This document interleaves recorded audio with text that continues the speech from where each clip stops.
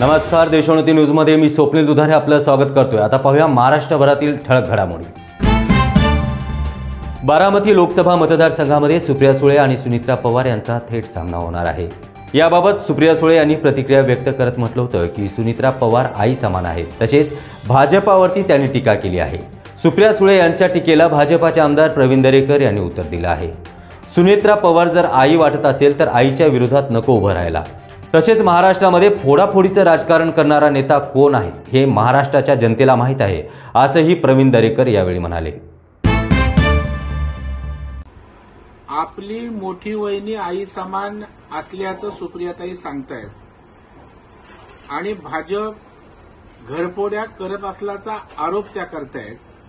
मला वाटतं सुप्रियाताई महाराष्ट्रातील जनतेला नीट माहीत आहे की फोडाफोडीचं राजकारण करणारा नेता या राज्यात कोण आहे। ज्यांनी या महाराष्ट्रात अनेक घरं फोडली तो घरफोड्या कोण आहे हेही या महाराष्ट्राला नीट माहीत आहे।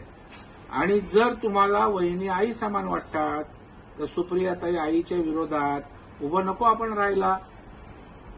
आईला त्या ठिकाणी आपण समर्थन दिलं पाहिजे ना, परंतु एकीकडे आई समान बोलायचं, दुसरीकडे टीका करायच्या आणि भावनिक माहोल करत काही गेन करता येते का, केविलवाना दुर्दैवी प्रयत्न सुप्रियाताईंचा आहे। खरं म्हणजे लोकसभेच्या निवडणुका ह्या देशाच्या विषयावर बोलायला पाहिजे, मतदारसंघातल्या प्रश्नांवर मोठ्या बोलायला पाहिजे, परंतु आता मोदी साहेब केंद्र सरकारवर टीका करायला काही नाही।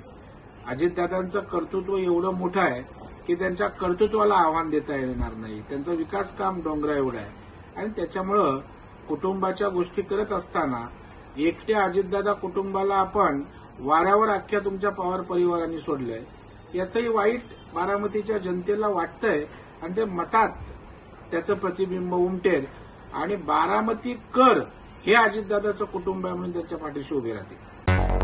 मुंबई, पुणे, नागपूर, मराठवाडा असो का विदर्भ, राजकीय, सामाजिक, शैक्षणिक क्षेत्र असो का क्रीडा, सर्वच घडामोडीचे विश्लेषण पाहायला विसरू नका। फक्त देशोन्नती न्यूजवर।